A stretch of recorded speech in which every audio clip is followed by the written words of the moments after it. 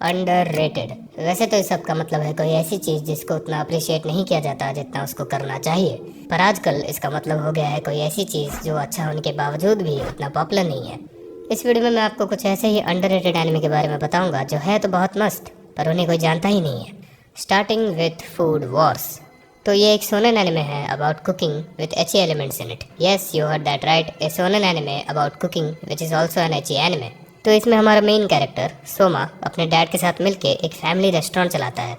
उसको बचपन से ही कुकिंग का बहुत शौक होता है और उसका गोल होता है कि वो एक दिन अपने पापा से भी बेटर शेफ बन के दिखाएगा। पर एक दिन उसके पापा को एक नए जॉब के कारण रेस्टोरेंट छोड़ना पड़ता है। पर जाने से पहले वो सोमा को बोलता है कि अगर उसको एक बेटर शेफ बनना है तो उसको तोत्सुकी कुलिनरी एकेडमी ज्वाइन करना चाहिए, जो कि दुनिया का सबसे प्रेस्टिजियस कुलिनरी स्कूल होता है। तो सोमा निकल पड़ता है तोत्सुकी एकेडमी के लिए और वहाँ पे उसको दुनिया के सबसे ग्रेटेस्ट शेफ्स के साथ फूड वॉर्स में पार्टिसिपेट करना पड़ता है। ये एनिमे एची जॉनरा को बहुत ही परफेक्ट वे में यूज करता है और ये कहना बिल्कुल भी गलत नहीं होगा कि ये मेरा फेवरेट एची एनिमे है। एनिमे के प्लॉट से शायद आपको ये इतना इंटरेस्टिंग ना लगे, पर आपको ये एनिमे ज़रूर देखना चाहिए, पर अकेले में। Ranking of the Kings. इस एनिमे के आर्ट स्टाइल को देख के आपको लग सकता है कि ये कोई बच्चों वाला कार्टून है, पर ये ऐसा बिल्कुल भी नहीं है। इस एनिमे को बनाया है विड स्टूडियो ने, the studio known for animating the first 3 seasons of Attack on Titan. Anime का मेन कैरेक्टर बोज्जी एक बहुत ही बड़े किंगडम का प्रिंस होता है, but he is deaf, small and very weak despite being born to giant. पर फिर भी उसको दुनिया का नंबर 1 किंग बनना होता है। बोज्जी की मुलाकात होती है कागे से, जो कि वैसे तो एक चोर है, पर कुछ इंसिडेंट्स के बाद वो डिसाइड करता है कि वो बोज्जी के साथ उसके स्ट्रांग बनने के सफर में जाएगा। प्लॉट से ये आपको कोई बच्चों वाला सोनेन एनिमे लग रहा होगा, और ये वैसा ही है। इसमें ना आपको कोई माइंड ब्लोइंग प्लॉट ट्विस्ट देखने को मिलेगा और ना ही कोई प्रोटैगनिस्ट बिकम्स एंटैगनिस्ट वाला केस। पर ये जिस वे में इस सिंपल सी स्टोरी को प्रेजेंट करता है, जिस तरीके से ये कैरेक्टर्स के इमोशंस को दर्शाता है, is enough to make a grown man cry. I am honestly unable to describe how good this anime actually is. This anime is a must watch and I can guarantee you that आपने इसके जैसा anime पहले कभी नहीं देखा होगा। Vinland saga. वैसे तो ये एनिमे अब इतना अंडररेटेड नहीं रहा, but I am pretty sure maximum लोगों ने ये एनिमे अभी तक नहीं देखा होगा। जिनको नहीं पता, this is a seinen anime based on Vikings and its manga is among the big 4 seinen. तो इसमें स्टोरी के मेन कैरेक्टर थॉरफिन का बाप थॉर्स पास्ट में सबसे स्ट्रॉन्गेस्ट वॉरियर्स में से एक था। पर एक दिन वो अपनी वॉर से भरी लाइफ से थक जाता है। He fakes his own death and वो अपनी वाइफ एंड बच्ची के साथ आइसलैंड भाग जाता है टू लिव पीसफुली। पर 15 साल बाद वाइकिंग्स का एक लीडर उसे फाइनली ढूंढ लेता है and he threatens Thors to fight in a war. पर फाइट के दौरान आस्केलाड नाम का एक पायरेट धोखे से थॉर्स को मार देता है। थॉरफिन आस्केलाड के ग्रुप को फॉलो करता है in the hopes to kill Askeladd and avenge his father's death. Season 1 में आपको काफी बढ़िया फाइट सीन्स और स्टोरी देखने को मिल जाती है, पर सीजन 2 में इसका बिल्कुल ऑपोजिट होता है। But still it is as good as season 1, और ऐसा क्यों है यह जानने के लिए आपको एनिमे देखना पड़ेगा। इसके सीजन 1 के ऊपर मैंने एक डिटेल्ड रिव्यू भी बनाई है, आप चाहे तो देख सकते हो। ये एनिमे कुछ चुनिंदा एनिमे में से एक है जिनको मैं मास्टरपीस कहता हूँ, और अगर आपने एनिमे नहीं देखा then you are seriously missing out. Heavenly delusion. ये एनिमे इतना अच्छा होने के बावजूद भी अपने पुअर मार्केटिंग की वजह से हेल्थ पैराडाइज और ओसिनोको जैसे कुछ शोज के बीच दब के रह गया। एनिमे सेट है एक पोस्ट अपोकलिप्टिक वर्ल्ड में, जिस अपोकलिप्स के बारे में हमें अभी तक कुछ खास बताया नहीं गया है। हमें बस इतना पता है कि किसी वजह से इसमें मैन ईटिंग मॉन्स्टर्स आ गए हैं जिनका नेचर काफ़ी मिस्टीरियस है। ये एनिमे साइमल्टेनियसली 2 स्टोरीज को फॉलो करता है। एक स्टोरी है मारू और किरुको नाम के 2 बच्चों के बारे में, जो इस पोस्ट अपोकलिप्टिक वर्ल्ड में हेवन नाम की एक जगह ढूंढ रहे हैं। दूसरा स्टोरी है एक ऑर्फनेज या स्कूल टाइप के जगह के कुछ बच्चों के बारे में जिन्होंने बाहर की दुनिया कभी देखी नहीं होती, जो कि काफ़ी सिमिलर है to the promised Neverland, but it is very different as well. ये एनिमे हमारे मुंह पे मिस्ट्री फेंकता है, उनमें से कुछ मिस्ट्रीज को आंसर करता है और फिर और ज़्यादा मिस्ट्रीज फेंकता है, which honestly speaking is quite similar to what Attack on Titan did. ये एनिमे काफ़ी मैच्योर थीम्स के साथ डील करता है और हमें हर एक प्लॉट पॉइंट के बारे में डीपली सोचने के लिए मजबूर कर देता है। इसका एनिमेशन और प्रोडक्शन क्वालिटी एकदम टॉप नॉच है, ऑलमोस्ट मूवी लाइक, और ये अपनी स्टोरी के थीम्स को एकदम परफेक्टली कन्वे कर पाता है। अभी के लिए तो ये एनिमे ओवरशैडो होकर रह गया, but it is very likely that in the near future this will be among the most popular anime titles of all time, and you should definitely check this anime out. The Promised Neverland is an anime which had an immense potential to become a really big anime title in the future, पर ऐसा हुआ नहीं क्योंकि season 2 onwards इसने मांगा को adapt ही नहीं किया। Sounds familiar, right? कहानी शुरू होती है एक ऑर्फनेज में जो बाहरी दुनिया से पूरी तरह से कट ऑफ है। वहाँ के बच्चे अपनी mom and care taker Isabella के साथ बहुत ही खुशहाल जिंदगी जी रहे होते हैं। पर इन बच्चों को ऑर्फनेज के बाहर जाना अलाउड नहीं है और ना ही ये कभी बाहर गए हैं। हमारे 3 मेन कैरेक्टर्स एमा, नॉर्मन और रे सभी बच्चों में से सबसे स्मार्ट और एज में सबसे बड़े होते हैं। एक दिन उनमें से एक बच्ची कॉनी को कोई अडॉप्ट कर लेता है। She wishes everyone goodbye and Isabella उसको लेके चली जाती है। हाउएवर कॉनी अपनी एक डॉल भूल जाती है जिसको वापस करने के लिए एमा एंड नॉर्मन उसके पीछे जाते हैं। पर फिर जो होता है उससे आपके रोंगटे खड़े हो जाएंगे। मैं इसे स्पॉइल तो नहीं करना चाहता, पर बस इतना कहूँगा कि आप बस इसका पहला एपिसोड देखिए and I am damn sure आप पूरा एनिमे खत्म कर बैठोगे। पर इसका सीजन 2 बिल्कुल भी मत देखना। I would recommend you read the मांगा इंस्टेड आफ्टर वॉचिंग सीजन 1। ये एनिमे अपनी सिनेमेटोग्राफी और साउंड डिजाइन को यूज करके अपने हॉरर एलिमेंट को इतनी बढ़िया तरीके से प्रेजेंट करता है, मुझे नहीं लगता किसी और शो ने कभी किया होगा। इसका animation, music, cinematography, sound design and overall production quality बहुत ही ज्यादा अच्छा है। Just watch the first episode and you will understand why I am praising it so much. Link click.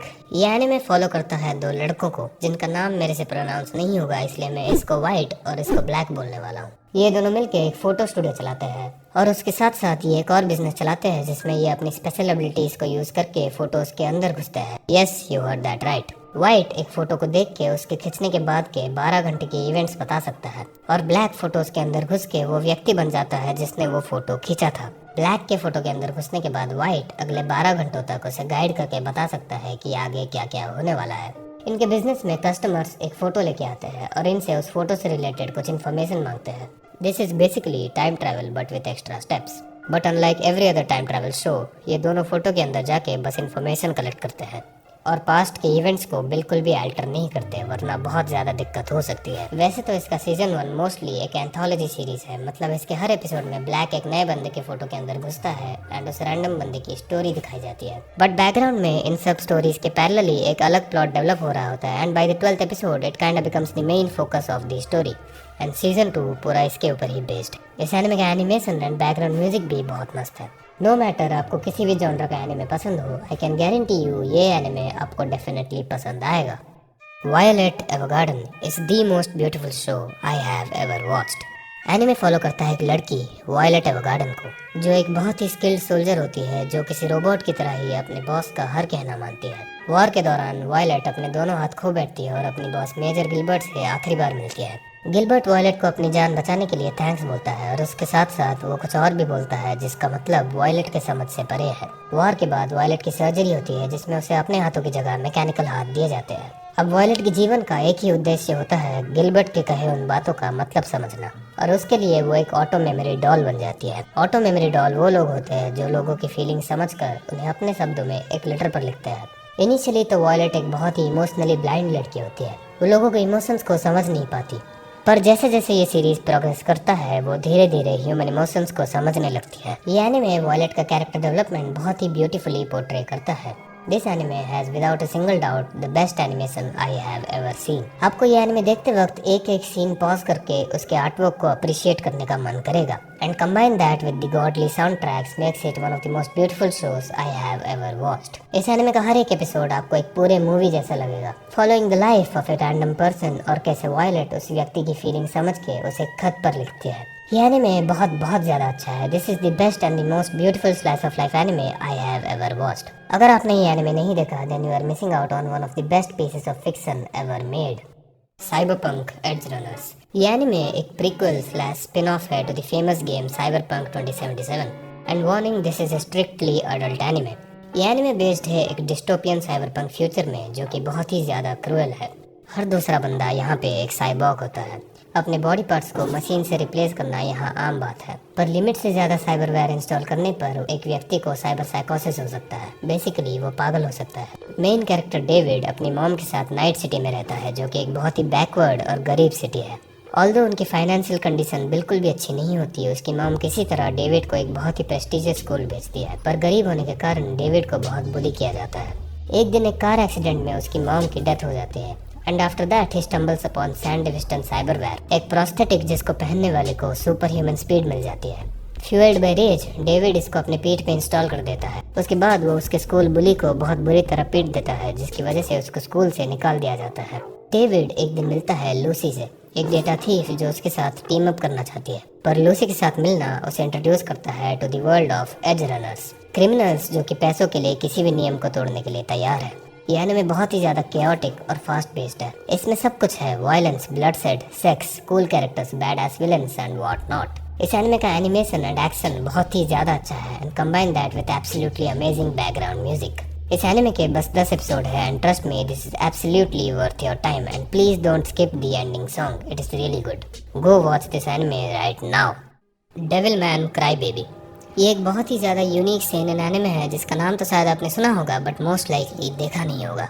And warning, ये एनिमे बहुत ही ज़्यादा वायलेंट, ग्रूसम, सेक्सुअल और गोर सीन से भरा हुआ है। एनिमे में हमारा मेन कैरेक्टर एक बहुत ही इनोसेंट सा बंदा होता है जो बात बात पे रो देता है and hence the name cry baby. पर एक दिन उसके अंदर एक डेविल घुस जाता है, पर वो उस डेविल को अपने माइंड पर टेक ओवर करने नहीं देता है, पर उसके पास डेविल के सारे पावर्स आ जाते हैं, हेंस ए डेविल मैन। इसका प्लॉट आपको एक टिपिकल शोनेन एनिमे जैसा लग रहा होगा बट ऐसा बिल्कुल भी नहीं है। एक पॉइंट में आपको ये सोचने पे मजबूर कर देगा कि एक्चुअल में डेविल है कौन। इसका एनिमेशन और आर्ट स्टाइल बहुत ही ज़्यादा यूनिक है। आपको ये काइंड ऑफ 90s एनिमे वाला फील देगा and I think it fits the theme of the show perfectly. ये एनिमे इतना ज़्यादा यूनिक है, मुझे नहीं लगता है इसके जैसा और कोई एनिमे है और ना ही फ्यूचर में होगा। ये बस 10 एपिसोड में बहुत कुछ दिखा देता है and you should definitely watch this show. Paranoia Agent. This is probably the creepiest and most terrifying show I have ever watched. इस एनिमे के बारे में सोचते ही मेरे रोंगटे खड़े हो जाते हैं। सुकीको सागी एक कैरेक्टर डिजाइनर होती है जिसने मारुमी नाम का एक बहुत ही सक्सेसफुल कैरेक्टर बनाया होता है। पर एक दिन सुकीको को एक लड़का स्केटिंग करते हुए अपने गोल्डन मेटल बैट से सर पे अटैक करता है। फिर धीरे धीरे दूसरे सिमिलर रिपोर्ट्स आने लगते हैं कि एक लड़का स्केटिंग करते हुए अपने गोल्डन मेटल बैट से लोगों पे अटैक कर रहा है। लोग उस लड़के को शोनेन बैट बुलाने लगते हैं। ऑफिसर्स इस केस को इन्वेस्टिगेट करने लगते हैं, पर जैसे जैसे वो इस केस को इन्वेस्टिगेट करते हैं ये केस और भी ज़्यादा डीप और मिस्टीरियस होते जाता है। ये एनिमे बस 13 एपिसोड में इतना कुछ दिखा देता है आप सोच भी नहीं सकते। इसके हर एपिसोड में एक अलग कैरेक्टर की स्टोरी दिखाई जाती है and how they are all connected through Shonen bat. ये एनिमे हमें ह्यूमन वर्ल्ड के बारे में कुछ ऐसी चीज़ें दिखाती है जो आपने कभी सोची भी नहीं होगी। एनिमे को ख़त्म करने के बाद आप सोचने पे मजबूर हो जाओगे कि इसमें एक्चुअली हुआ क्या। इस एनिमे को मैंने मेरे लिस्ट के टॉप पे बस ऐसे ही नहीं रख दिया। You really need to watch this anime, you really need to. Anime is not just limited to generic shonen. Sometimes you need to watch shows like Devilman Crybaby and Paranoia Agent, and only then will you realize what anime is really capable of. अगर आपको ये video या recommendations पसंद आई then please like this video, share it among your friends and do consider subscribing. So see you next time. तब तक के लिए sayonara.